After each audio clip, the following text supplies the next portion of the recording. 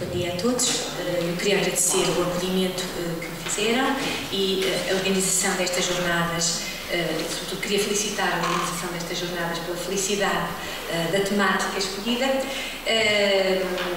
Agradeço que ao fim de meia hora me lembre um bocadinho, porque eu tentei, no final, em função daquilo que foi aqui debatido ontem, agulhar, digamos assim, a estrutura que trazia pensada para, digamos assim, o ponto mais nevrálgico das reflexões que ontem se fizeram e que penso que hoje irão continuar. Portanto, eu trago a proposta, mas trago um plano B, um plano C também. Portanto, muito obrigada. Vou então passar à leitura do meu texto e não é por acaso, é uma feliz coincidência estar a falar em dia de São Pedro sobre um sermão que abre justamente com uma frase de São Pedro como o conceito predicável. Num dos nossos muitos arquivos nacionais aparece um texto anónimo intitulado Sermão do Glorioso Santo Aleixo, descrito pelo singular engenho de uma senhora religiosa do convento de Nossa Senhora da Esperança desta cidade de Lisboa, no ano de 1699. Trata-se de um texto surpreendente pela capacidade com que a sua autora procede às regras mais comuns da sermonária, sobretudo no que diz respeito à aplicação judiciosa do conceito predicável. O conceito predicável, a frase bíblica em latim que abre o tema de uma pregação, é sempre desenvolvida ao longo de várias partes do sermão, conferindo-lhe ao autor a intenção pretendida. Neste caso, mediante a habilidade do engenho agudo, o conceito predicável usado pela religiosa Clarissa, é que nós reliquimus omnia et secutissimus te, eis que nós deixamos tudo e te seguimos, do capítulo 19 de São Mateus, serve para se demonstrar o que não saltaria aos olhos como evidente nem óbvio, menos ainda como lógico. Isto é, a frase bíblica com que Pedro responde a Cristo neste excerto de São Mateus transfere esta religiosa para o palco da sua demonstração engenhosa para provar que ela não se aplica tanto a Pedro como a Aleixo e que Aleixo superou, quer no que deixou no mundo, quer no modo como seguiu a Cristo, o que Pedro deixou e o modo como Pedro seguiu a Cristo. Eis que nós te deixamos tudo e te seguimos. É, portanto, uma frase que a autora entende mais sintetizadora da excelência de Santo Aleixo e não tanto de São Pedro, que é o que demonstrará e concluirá provando que tem razão. Com razão, digo eu, logo, que foi Aleixo o mais amante no que deixou e o mais amante no que conseguiu. Por mais que alegue Pedro, essa nós reliquimus omnia et secutissimus te. A memória dos textos bíblicos em latim e o seu agenciamento no segundo vem ao encontro de um auditório que conhecia as personagens neles implicadas e que, pela manipulação do engenho doadora, se tornam possibilidades expressivas para o emissor que visa a persuasão de um interlocutor determinado. O texto convoca Pedro, Jó, Abraão, Isaac, Salomão, Adão, Saul e David, cujas vidas a audiência conhecia pela frequência da Lectio Divina. E para legitimar o que diz, socorre-se a autora de São Mateus, São Paulo, São Gregório, as autoridades necessárias a quem escrevia, de modo geral, e muito mais a quem, sendo do género feminino, se aventurava nessa atividade. Ora, precisamos de conhecer as circunstâncias concretas, ou as mais concretas que possamos delimitar, para que este sermão revele toda a sua finalidade no contexto em que foi produzido. O que torna este sermão de difícil ancoragem à realidade em que foi criado, o universo da palavra portuguesa de 600, é não proceder a sua autora às regras da acomodação, isto é, ao encaminhamento do tema latino, neste caso a resposta de São Pedro a Cristo no Evangelho de São Marcos, ao contexto da fala. Nada sabemos de facto, através deste sermão, dos elementos que o contextualizam. Nem o auditório específico que visava, nem a razão de se centrar sobre Santo Aleixo, nem a existência ou não de uma moldura festiva que o enquadra na celebração litúrgica do dia deste santo, etc. Não sabe nada. Portanto, nesse sentido, e apesar da demonstração engenhosa que nele se procede, da erudição bíblica e teológica da autora e da pauta do conceito predicável que segue, o sermão deixa o leitor desconcertado. Talvez ele não tivesse sido criado para se fixar num suporte manuscrito que o conduzisse indiscretamente até hoje, ao século XXI.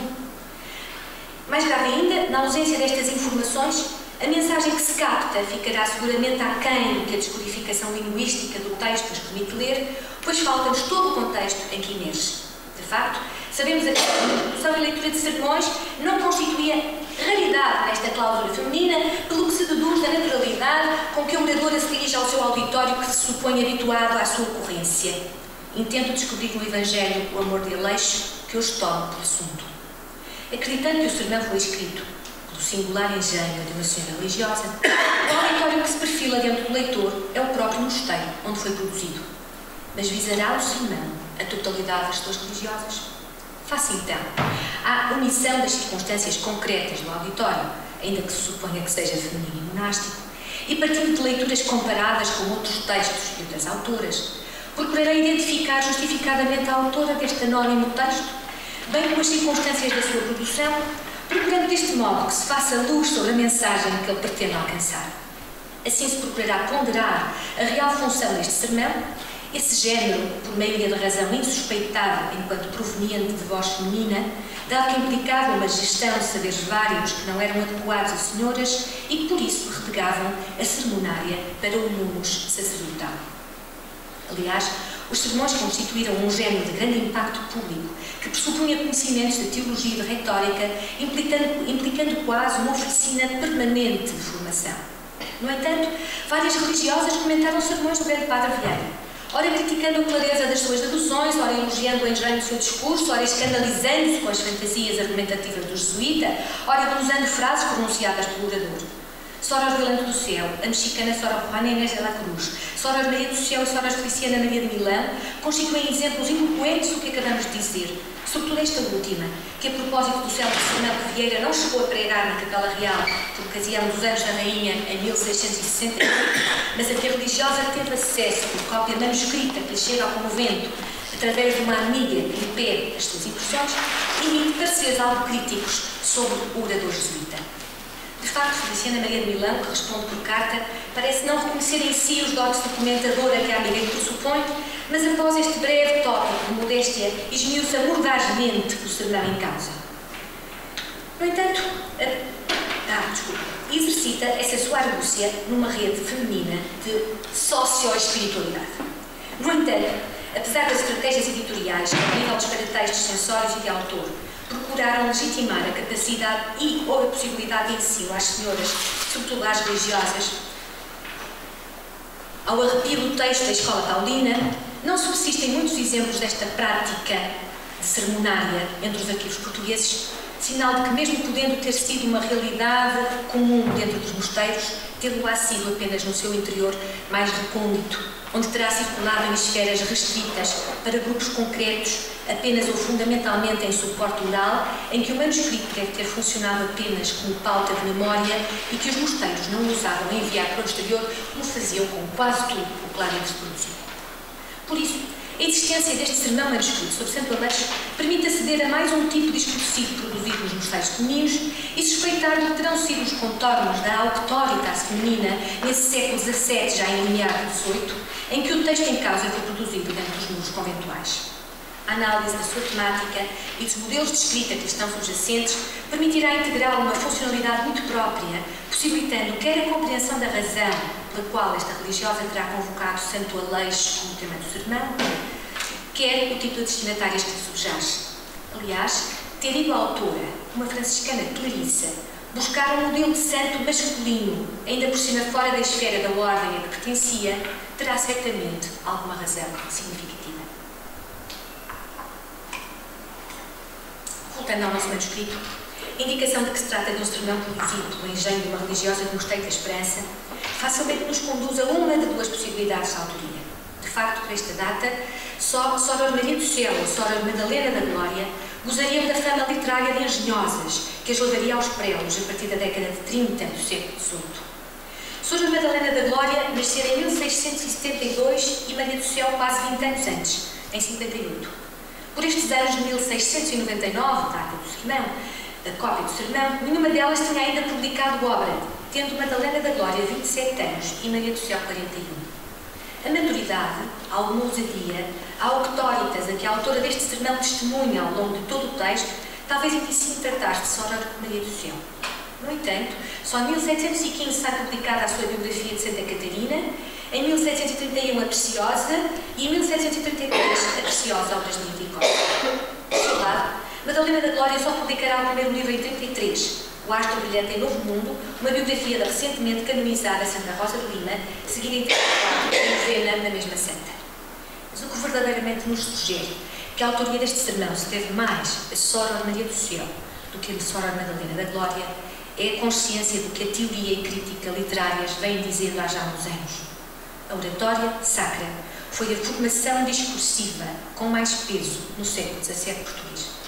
Por outras palavras, os modos argumentativos, a dimensão persuasiva e a ação sobre o destinatário, intentada pelo sermão, dão lugar a contaminações que fecundam outras tipologias literárias, como a poesia lírica, a novela, o teatro, a máxima, o enigma, etc.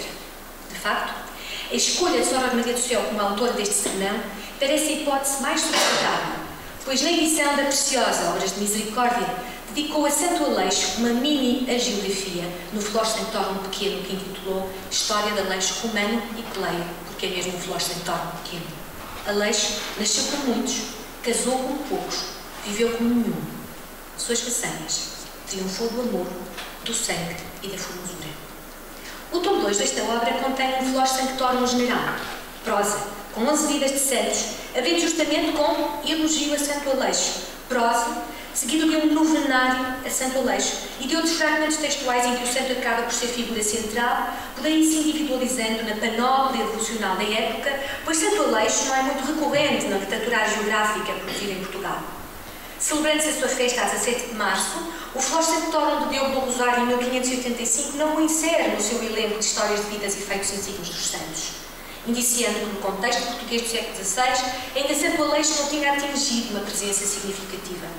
No século XVII, nunca o Padre Vieira dedicou nenhum dos seus sermões, nem Jerónimo Ribeiro de Carvalho, nem Frei António das Chagas, nem outros pregadores conhecidos. Mesmo a literatura hagiográfica feminina se faz silêncio em torno deste santo, pelo que há que entender a razão desta recorrência de Santo Aleixo e Soror Maria do Céu, que, aliás, foi exímia em recuperar uma população celestial menos comum. Santo Antão Abade, Santa Petronilha, São Paulo Ermita, Santa Doroteia, etc. Soror Maria do Céu nasceu a 11 de setembro de 58 e entrou para o Mosteiro da Esperança aos 16 anos de idade, professando a 27 de junho de 76 aos 18 anos. O primeiro triênio da abadesa decorre entre 2 de julho de 1713 e 1716. Portanto, se pensarmos que isto poderia ser o sermão de uma abadesa, temos que eliminar essa hipótese, porque efetivamente o seu primeiro triênio da abadesa ocorre a partir de 1713 e o sermão é copiado em 1699.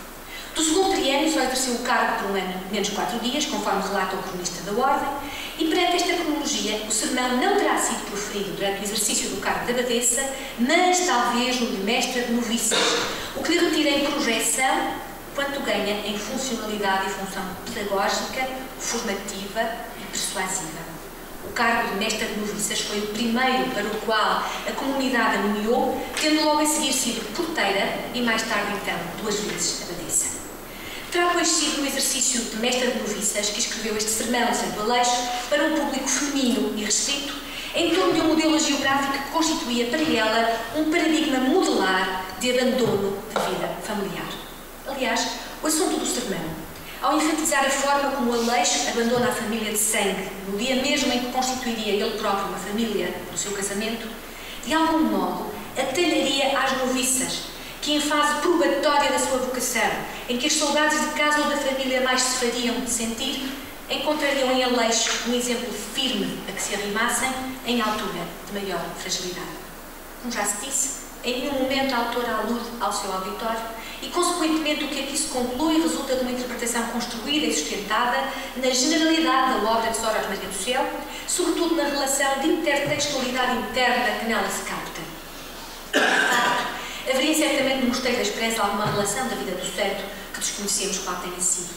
Mas a religiosa incita as suas companheiras a lerem a sua vida, quando, interpelando o auditório sobre as razões de considerar que Aleixo, tendo feito o que todos os santos fazem, que é seguir a Cristo, fez mais e melhor que todos eles, diz: todos os santos seguiram a Cristo pelo caminho da cruz, porque Ele nos ensina a ser este o mais seguro. Tolet crucem tuam, et sequatur me.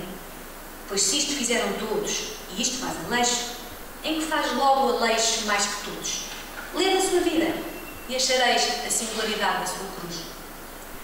Portanto, este incentivo à leitura pressupõe que a vida de Santo Aleixo circularia no interior do espelho. A religiosa detém-se na narração da vida de Aleixo mais no momento do seu regresso a casa do que da sua partida. Como se sabe, Aleixo de Roma era o único filho de uma família cristã abastada que viveu durante o governo do imperador Teodósio no século IV depois de Cristo, portanto, da nossa era. Desde jovem que queria dedicar-se ao serviço de Deus, mas não ousou desobedecer a seus pais, que já haviam tratado do seu casamento. No entanto, no dia da boda, antes de consumar o casamento, Aleixo entrega um anel à noiva, pedindo para o guardar e rezar por ambos, para que pudessem ter uma vida nova. E saiu em segredo, para longe, para Edessa, onde se dedicou à mendicância durante 18 anos. Reveses do acaso conduzem de novo à casa dos pais, onde, porque estava irreconhecível, não perceberam quem era. E Aleixo resolve pedir guarida para pôr à prova a sua capacidade de resistir ao mundo em presença dele na intimidade do lar. Ouçamos Sora do Dia do Céu. Ali, portanto, em casa dos pais, ali combatiam inimigos mais poderosos que faziam guerra a seus sentidos, porque ali ouvia Aleixo queixas de sua mãe, que ausente o lamentava. Testemunhava apenas de seu pai, que ausente o sentia. Escutava suspiros de sua esposa, que a deixara. Vivia de suas memórias e vivia de suas saudades. Mais tarde, na novena, em verso que escreverá sobre Santo Aleixo, dirá: a su casa vuelve Alejo y así su exceso creció, que la fineza en el riesgo acredita su valor.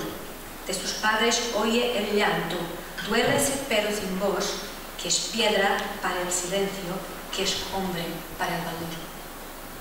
Sendo embora uma figura masculina, Santo Aleixo propõe-se à imitação, não tanto na sua forma de vida ou na sua mendicância e elitismo, mas sobretudo na capacidade de resistência aos apelos do sangue e dos laços familiares, confirmando-se como exemplo de que anda mais e melhor quem ama a Deus, resistindo heroicamente ao contexto de memórias muito vívidas dos laços familiares.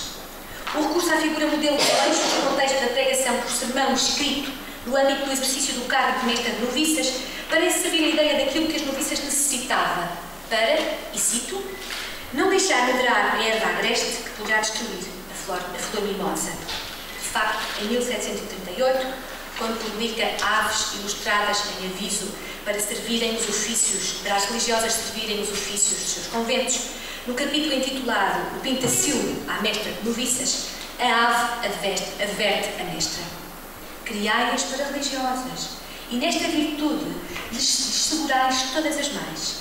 E adequando o exercício da intertextualidade interna em Soras Maria do Céu para o conjugar com o contexto específico deste sermão, será particularmente significativo o discurso de Ave nestes avisos que cito. Em adeixação levam a mansidão.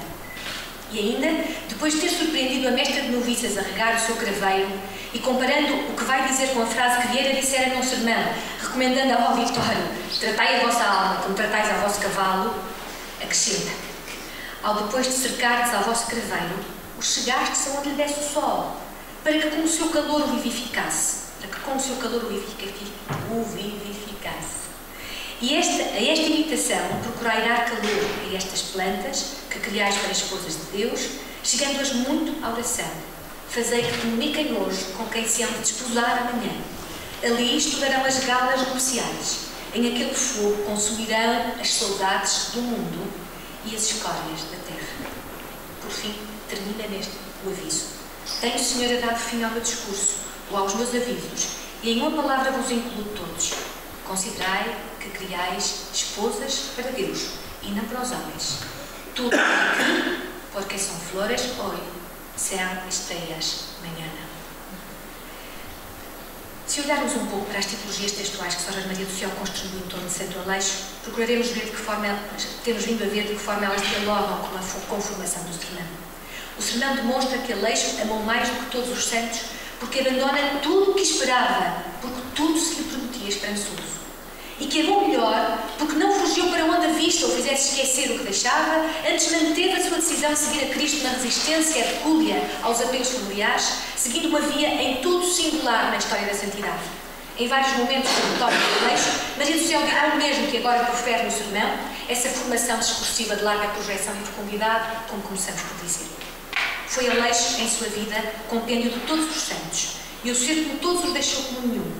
Diga o seu elogio como não mente o meu pensamento, afirma no elogio que faz na preciosa Obras de Misericórdia.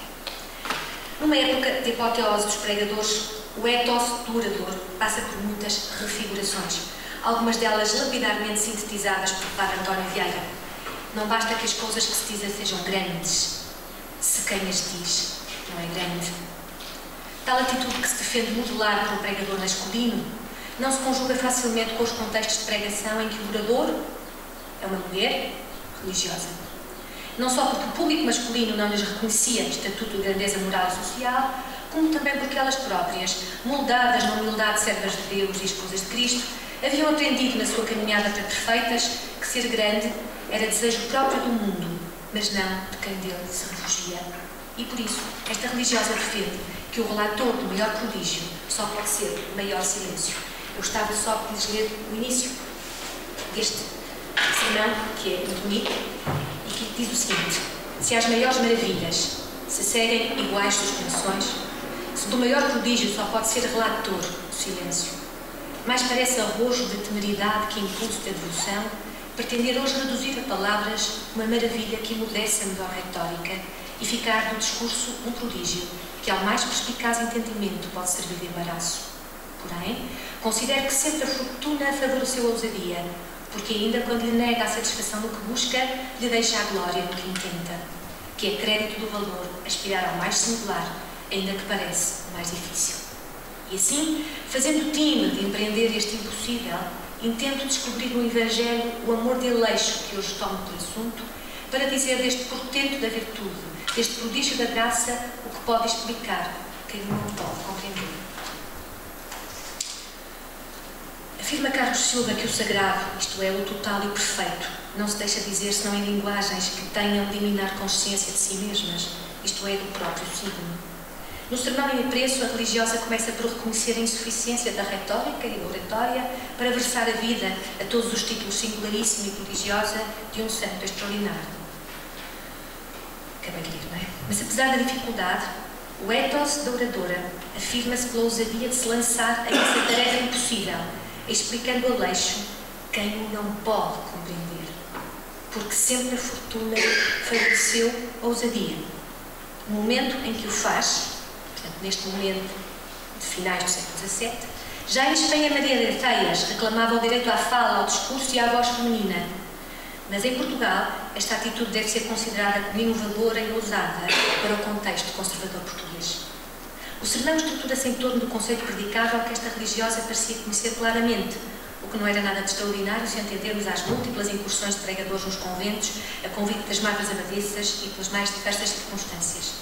Na sua sequência, procura-se engenhosamente explicar a razão pela qual foi tão intensa e inigualável a fé e a virtude de Santo Aleixo, inserindo-se o texto no género epidíctico ou demonstrativo que Aristóteles enuncia na sua retórica, ao mesmo tempo que realiza uma série de movimentos codificados por Tessauro em 1655, pelos quais a religiosa revela, estou a terminar, revela a sua individualidade positiva.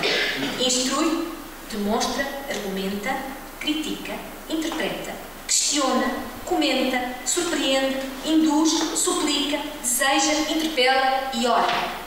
Se atentarmos que insinua todas estas subtilezas comunicativas numa alicerçada rede de citações bíblicas em latim, como recomendavam os códigos conciliatórios, depressa se conclui que não há razão para que mulheres in ecclesia atacant, como dizia 1 Coríntios 14:34 São Paulo, pelo menos no interior dos mosteiros, onde a tensão entre pregação e silêncio se traduzia na caminhada para perfeitas, mas que, como se pode confirmar, nem sempre teve como força motriz a oratória masculina.